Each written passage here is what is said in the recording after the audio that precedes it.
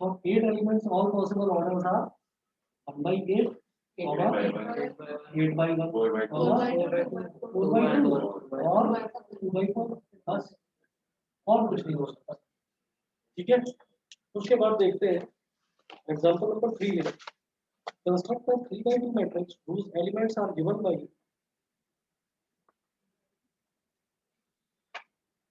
मुझे 3 by 2 matrix बनानी है whose elements are given by aij is equal to this. So a 3 by 2 matrix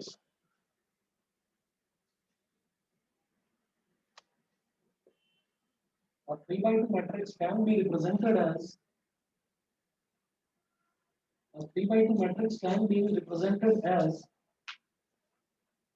capital A is equal to, मैं आपको बताया था 3 by 2 क्या होगी, ये 2 3 जिसमें 3 रो है और ये 2 जिसमें 2 कॉलम है, तो उसको मैं कैसे लिखूंगा, A11 A12 A13 तो नहीं होगा, 13 होते ही तीसरा कॉलम हो जाएगा, लेकिन कॉलम कितने होने चाहिए, बस 2, A21 A22 A31 A32, ये मेरे पास होगी 3 by 2 मैट्रिक्स। अब इन्होंने ये बताया है कि इस मैट्रिक्स को इसके एलिमेंट्स कैसे बताए जाएंगे, ये लिखा है aij given aij is equal to 1/2 modulus I minus 3j। अब यहाँ पर ये जो I होता है ये तो होता है कौन सा रो है, और ये J है ये होता है कि कौन सा कॉलम है। ठीक है, तो अब आप देखिएगा ये 1 1 का मतलब क्या है कि पहली रो पहला कॉलम, मतलब I की जगह 1 रख दीजिए, J की जगह भी 1 रख दीजिए, तो A11 क्या हो जाएगा 1/2 मॉडुलस 1 minus 3 into 1। मतलब मैंने ये जो फॉर्मूला दे रखा है इस क्वेश्चन में दे रखा है, ये फॉर्मूला इस क्वेश्चन में I की जगह भी 1 रख दिया और J की जगह भी 1 रख दिया, इससे क्या हो जाएगा 1/2 मॉडुलस में 1 minus 3 कितना हो जाएगा -2 का मॉड भी 2 हो गया, तो 2 से 2 कट गया तो ये 1 आ गया। अगला एलिमेंट है बेटा A12 क्या होगा 1/2 और ब्रैकेट में I minus 3 यानी कि I की जगह 1 -3 into 2, तो अब आप ये देखिए 1 minus 6 कितना हो जाएगा -5 का मॉड +5 5/2, इसकी वैल्यू तो भी नेगेटिव नहीं है, नहीं आ सकता, हाँ इसकी वैल्यू तो नेगेटिव आएगी नहीं क्योंकि मॉडुलस नेगेटिव है ना, तो ये हो गया कितना 2.5। अगला देखिए A21 1/2 modulus I minus 3j, तो I की जगह 2 डालो माइनस j की जगह 1 डालो, तो 2 minus 3 कितना हो गया 2 minus 3 -1 का मॉड कितना हो गया +1 1/2 into 1, ये हो गया 0.5। ठीक है, उसके बाद A22 1/2 मॉडुलस 2 minus 3 into 2, तो 2 minus 6 कितना हो गया -4 का मॉड कितना हो गया +4 1/2 into 4, तो 2 to the 4, तो रिजल्ट आ गया 2 A11 A12 A21 A22 ये हो गया। अब निकालिएगा next A31 is equal to 1/2 modulus 3 minus 3 into 1, 3 minus 3 कितना हो गया 0 0 into 1/2 ये हो गया 0। फिर करिएगा A32 1/2 modulus 3 minus 3 into 2, 3 minus 6 कितना हो जाएगा -3 का मॉड 3 हो गया, सीधा लिख दो 1.5। ठीक है, अब ये सारे एलिमेंट्स आपको अपनी अपनी जगह पर रख देने हैं बस। A is equal to A11 की जगह 1, A12 की जगह 2.5, A21 की जगह 0.5, A22 ये हो गया 2, A31 0 और A32 हो गया 1.5। ठीक है, ये हमारी मैट्रिक्स हो गई। उसके बाद नेक्स्ट टॉपिक है बेटा टाइप्स ऑफ मैट्रिसेस। नोट करेंगे types of matrices.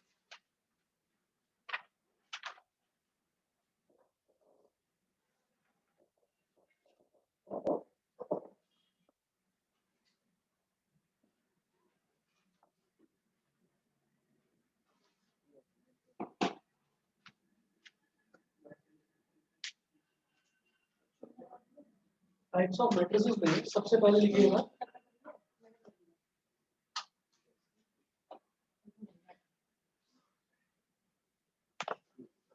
Column matrix,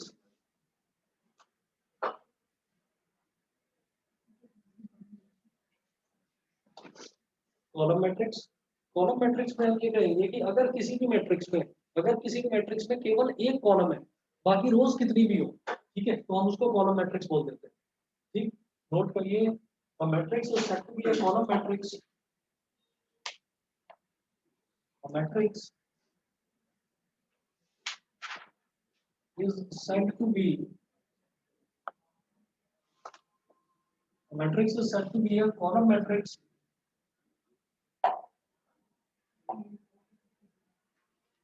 A matrix is said to be a column matrix if it has only one column. If it has only one column. If it has only one column. Example के तौर पर एक matrix ले लीजिए ए, और यहाँ पर आप एलिमेंट्स लिख दीजिए ए बी सी डी। तो आप ये बताइए इसमें कॉलम कितने हैं? एक रो कितनी है? चार रो। ये समझ में आता है? आप हॉरिजॉन्टली देखिए, एक दो तीन और चार, तो चार रो है। कितनी भी रोज हो, 50 रो हो मैं कहता हूँ, लेकिन कॉलम एक होना चाहिए बस। अगर वो कॉलम एक है तो मैं उसको कॉलम मैट्रिक्स बोलूंगा। उसके बाद अगली डेफिनेशन,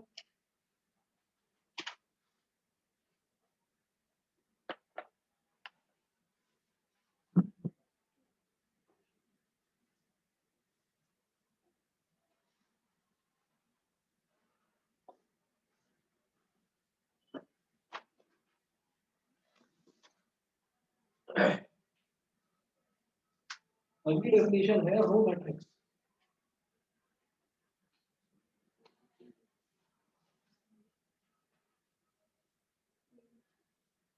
रो मैट्रिक्स, रो मैट्रिक्स समझ में आ गया होगा नाम से। कॉलम कितने भी हो, रो बस एक ही हो। अगर किसी में सिर्फ एक रो होगी तो मैं उसको रो मैट्रिक्स बोलूंगा। ठीक है। तो matrix is said to be a row matrix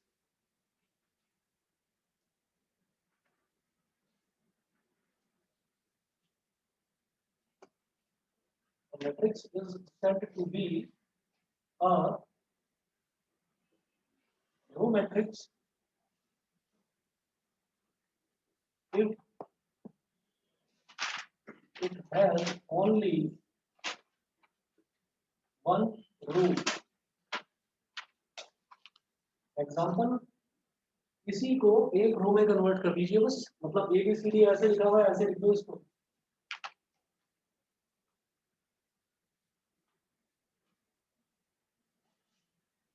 ABCD। अच्छा ये बताइए, ये वाली जो मैट्रिक्स है इसका ऑर्डर क्या है? ये वाली मैट्रिक्स का ऑर्डर बताओ ना। 4:1, 4:1। भाई एक दो तीन चार पहले रो लिखा जाता है, फिर कॉलम। इसका बताओ ऑर्डर। 1/4। उसके बाद थर्ड टाइप लिखिएगा। थर्ड है square matrix.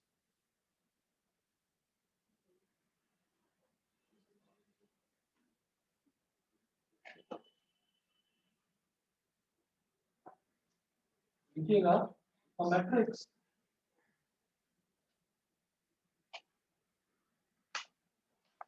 is said to be a matrix is said to be a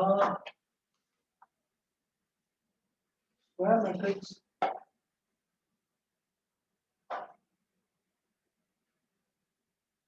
if it has equal number of rows and columns.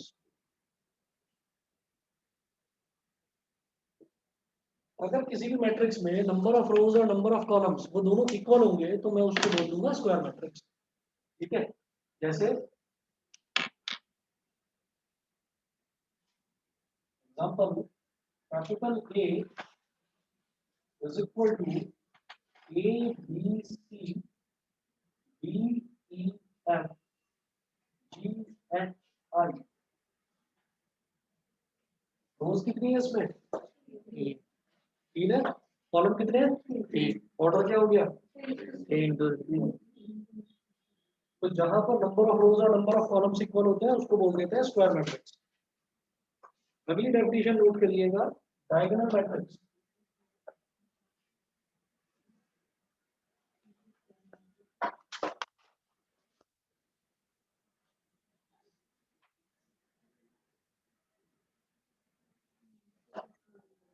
देखिएगा, a matrix is said to be a diagonal matrix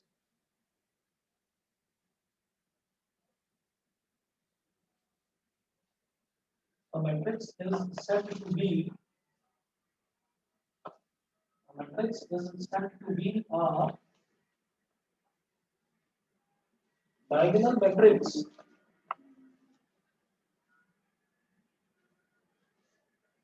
if all its non-diagonal elements non-diagonal, बल्कि एक correction करिए इसमें, और matrix ना लिखकर यहाँ पर लिखिएगा a square matrix। A square matrix is said to be a diagonal matrix if all its non-diagonal elements are zero।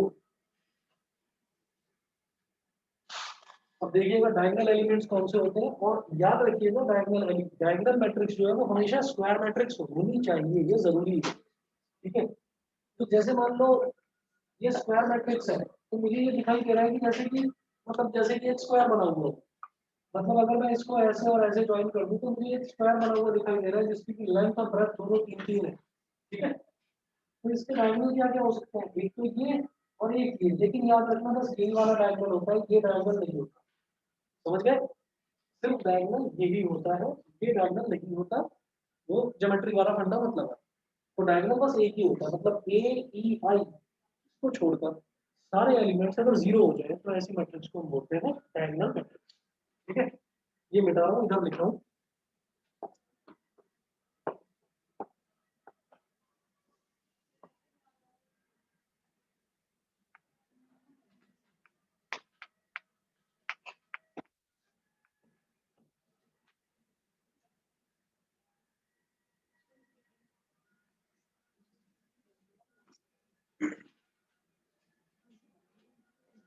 Example,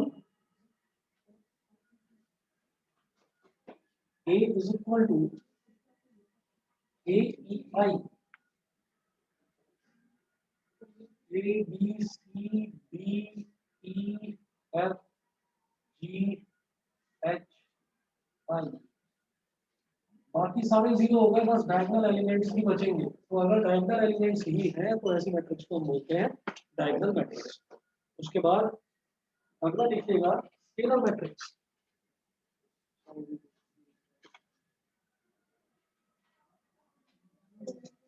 diagonal matrix कौन सी होगी?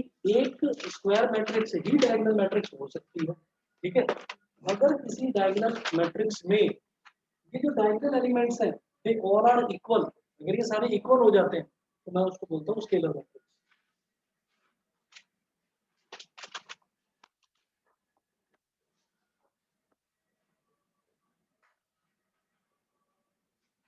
इसमें लिखेंगे if the diagonal elements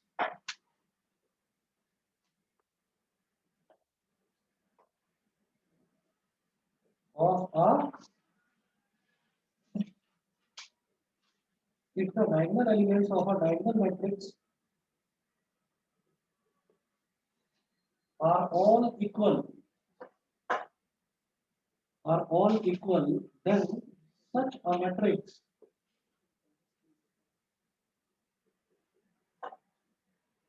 is called a scalar matrix.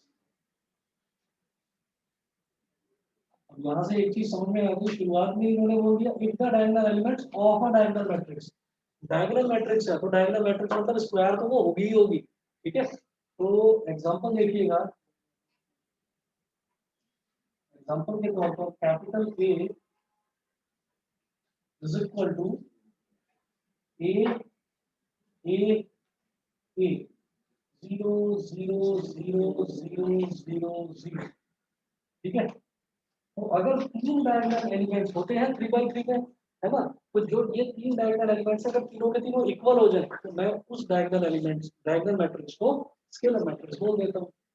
अगला लिखिएगा, उसका opposite है, हाँ diagonal matrix का अपोजिट है। नहीं अपोजिट नहीं है।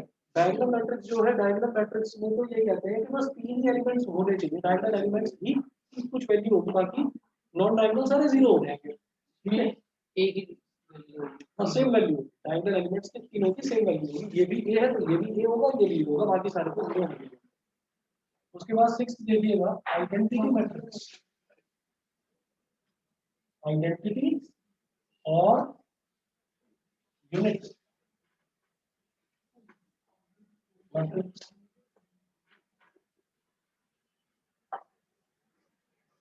आइडेंटिटी और यूनिट मैट्रिक्स हम ये बोलेंगे if the diagonal elements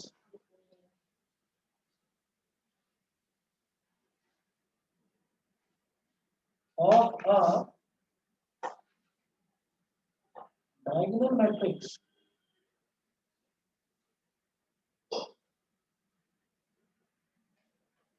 are all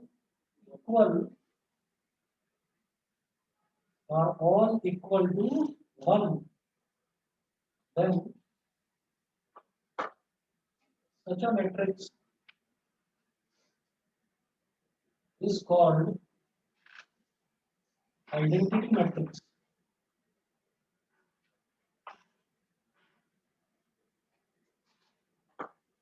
Then such a matrix is called identity matrix. तो ये तीनों मैट्रिक्स बिल्कुल एक जैसी हैं। जो डायगोनल मैट्रिक्स है वो क्या होती है, कोई भी स्क्वायर मैट्रिक्स है उसमें डायगोनल एलिमेंट्स को छोड़ के जितने भी नॉन डायगोनल एलिमेंट्स है सारे जीरो अगर हो जाएं तो उसको बोलेंगे डायगोनल मैट्रिक्स।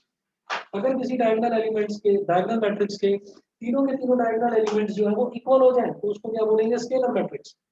अगर किसी डायगोनल मैट्रिक्स के ये तीनों के तीनों एलिमेंट इक्वल हो जाए और किसके इक्वल हो, 1 के इक्वल हो, तो उसको बोलते हैं आइडेंटिटी मैट्रिक्स। आइडेंटिटी मैट्रिक्स या यूनिट मैट्रिक्स, उसको रिप्रेजेंट करने के लिए कैपिटल ए नहीं लिखा जाता, उसके लिए स्टैंडर्ड नोटेशन होती है कैपिटल आई। आइडेंटिटी मैट्रिक्स को कैपिटल आई से ही रिप्रेजेंट करा जाता है। कैपिटल आई 1 1 1 और बाकी सब 0।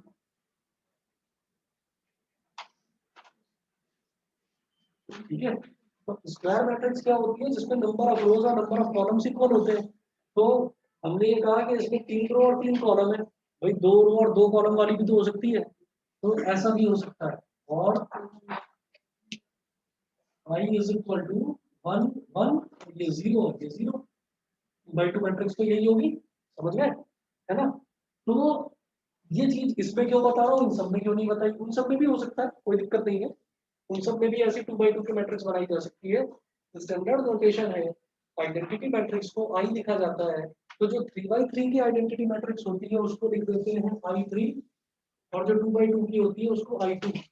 सही है, समझिए। तो 1 by 1 मैट्रिक्स होती है, यस, तो सब होगी ना।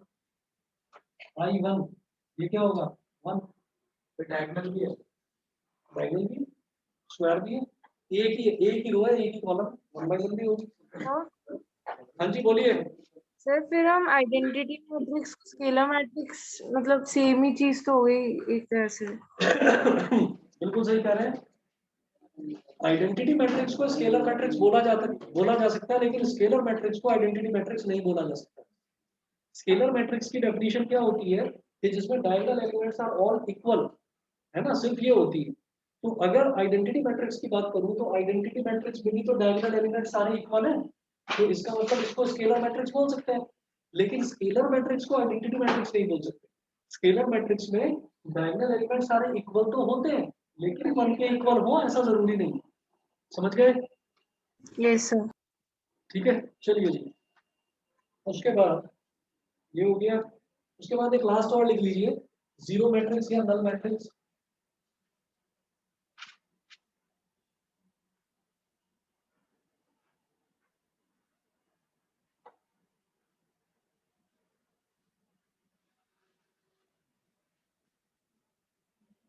या फिर इसको नल मैट्रिक्स भी बोल देते हैं। एक ऐसी मैट्रिक्स जिसके सारे एलिमेंट जीरो, उसको क्या बोलते हैं? Null matrix.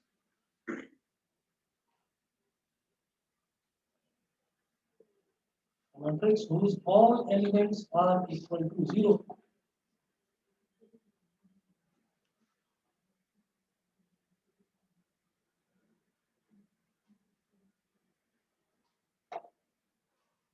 Is called a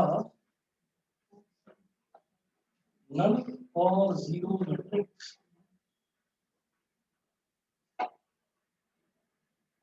Is called a null or zero matrix. इसके लिए ये चीज जरूरी नहीं है कि वो स्क्वायर मैट्रिक्स हो, कोई सी भी मैट्रिक्स हो, उसके अंदर सारे एलिमेंट्स अगर जीरो हैं तो मैं उसको नल मैट्रिक्स बोल दूंगा या जीरो मैट्रिक्स बोल दूंगा। ठीक है। इसके बाद हम ये कहेंगे इक्वालिटी ऑफ मैट्रिसेस। नेक्स्ट इसमें टॉपिक जीरो मैट्रिक्स को ओ से रिप्रेजेंट करते हैं ना। ओ से रिप्रेजेंट करते हैं। ये बेटा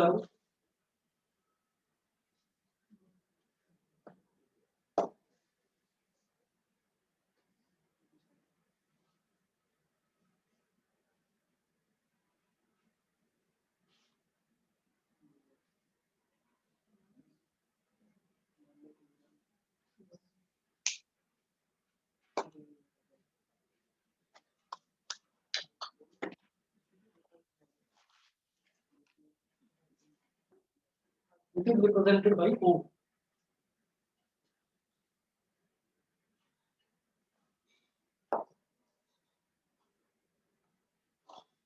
It is represented by O.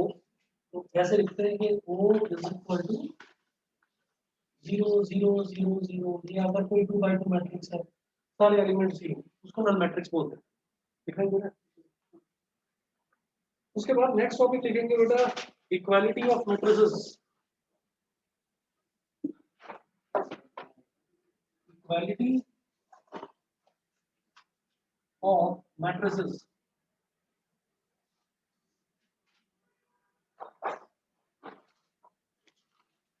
Equality of matrices के लिए two matrices are said to be equal to each other.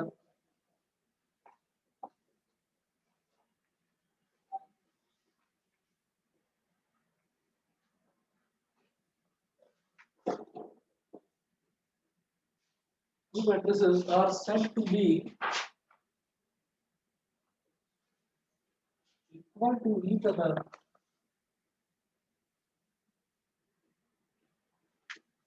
two matrices are said to be equal to each other if both have same order. Second,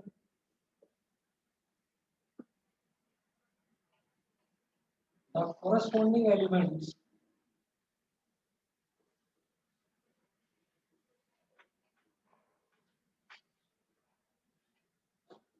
of both matrices are equal to each other. कुछ examples करेंगे, उससे ये समझ में आ जाएगा। दो matrices equal तभी हो सकती हैं जब दोनों का ऑर्डर सेम हो। मतलब अगर एक 2x3 की है तो दूसरी भी 2x3 की होगी। एक 2x3 की मैट्रिक्स एक 3x2 की मैट्रिक्स के इक्वल नहीं हो सकती। तो दोनों का एक तो ऑर्डर सेम होना चाहिए ऑर्डर के साथ साथ ये भी जरूरी है कि वो जो दोनों मैट्रिक्सेस हैं उनके दोनों के कॉरस्पॉन्डिंग एलिमेंट्स इक्वल, मतलब उसका अगर A11 है पहली वाली मैट्रिक्स का, तो दूसरी वाली का भी जो A11 है उन दोनों की वैल्यू सेम होनी चाहिए, पूरी तरह से दोनों एक जैसी दिखाई दे तब इक्वल है, नहीं तो नहीं है। ठीक है, तो अब आप देखिएगा एक एग्जांपल देख रहे हैं, यही पेज नंबर 63 पर है, एग्जांपल नंबर 4। बड़ा आसान लगेगा, कुछ है नहीं इस क्वेश्चन में। एग्जांपल 4 है, if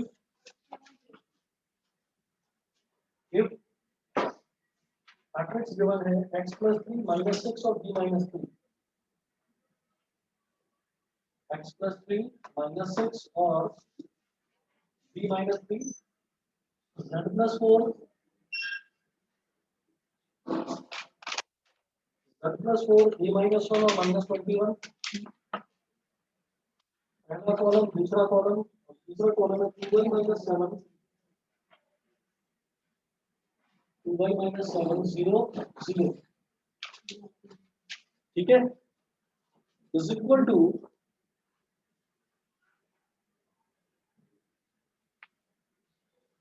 0 minus 6 2b plus 4, 0 minus 6 2b plus 4, दूसरा column 6 minus 3 minus 21,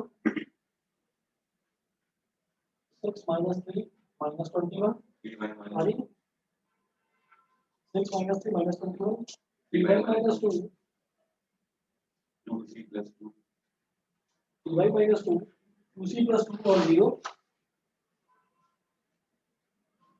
2c plus 2 और 0, ये हो गया। तो इसको देखकर क्या समझ में आता है, ये कौन सा ऑर्डर हो गया, 3/3, तो ये भी 3/3। तो पहली चीज तो कई बार क्या है कि क्वेश्चन ही आपको कंफ्यूज करने के लिए दे दिया जाता है कि दोनों मैट्रिसेस हैं, उनका ऑर्डर ही इक्वल नहीं है, और आपसे पूछ लेते हैं कि आप इनकी ना सबकी वैल्यू बताइए। इस क्वेश्चन में क्या पूछ रहे हैं कि आपको वैल्यू बतानी है ए बी सी और एक्स वाई जेड, इनकी सबकी वैल्यू बताओ। तो दोनों का ऑर्डर तो सेम है, पहली कंडीशन हो गई सेटिस्फाई। दूसरी कंडीशन कि उनके कॉरस्पॉन्डिंग एलिमेंट्स इक्वल होंगे, जैसे इसका ये पहला वाला एलिमेंट क्या है x plus 3 और इसका पहला एलिमेंट है 0, तो दोनों इक्वल होंगे तभी ये इक्वल है। ठीक है, तो वो बोल रहे हैं कि एबीसी और एक्स वाई जेड की वैल्यू निकालिए। यहाँ पर आप लिखेंगे इक्वेटिंग द कॉरस्पॉन्डिंग एलिमेंट्स,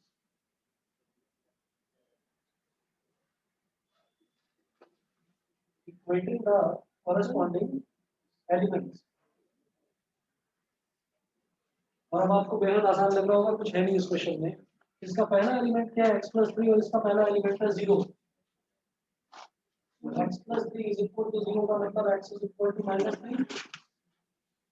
इसका दूसरा एलिमेंट है z plus 4, इसका दूसरा एलिमेंट है 6, z plus 4 is equal to 6। z की वैल्यू क्या आ गई, z की वैल्यू आ गई 2, x की वैल्यू आ गई, z की वैल्यू आ गई। ऐसे देखिए इसका तीसरा एलिमेंट है 2y minus 7, इसका तीसरा एलिमेंट है 2y minus 2, करो equate. 2y minus 7 is equal to 3y minus 2। तो यहाँ से 2y minus 3y क्या हो जाएगा, -y, -7 को इधर ले आएंगे, 7 minus 2 क्या हो जाएगा, +5, -y is equal to +5, तो y is equal to -5। x, y और z की वैल्यू आ गई। इसी तरह से a, b और c की वैल्यू निकालनी है।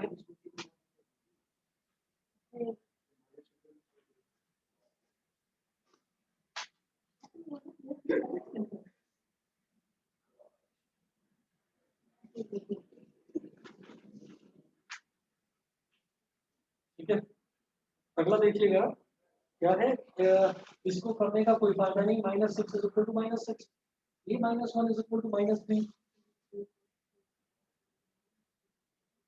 तो यहाँ से a की वैल्यू क्या आ गई, -2। फिर आप देखिएगा 0 is equal to 2c plus 2, 2c plus 2 is equal to 0, तो c कितना हो गया, देखो -1। अच्छा, b -3 is equal to 2b plus 4,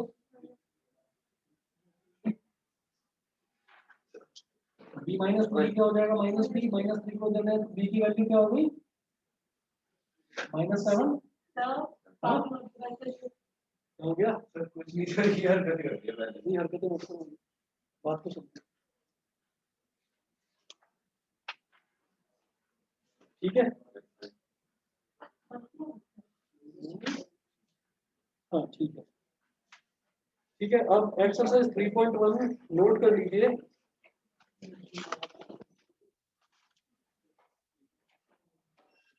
कोई ऐसा क्वेश्चन बचा ही नहीं है जो नहीं कर सकते। एक्सरसाइज 3.1 पूरी कंप्लीट कर सकते हैं। आसान एक्सरसाइज है, करिए। ठीक है सर, ठीक है सर। और जब तुम्हारी बुक आ सर जाए लगान देखिए, क्या लगान देखिए और बात देखिए। सर, इसमें होता ना कचरा। हाँ जब वो अच्छा काम करता था सर, शाबाश कचरा। सर जब इसने क्वेश्चन सॉल्व किया तब मैंने कहा सास कचरा। चिढ़ गई। आज तो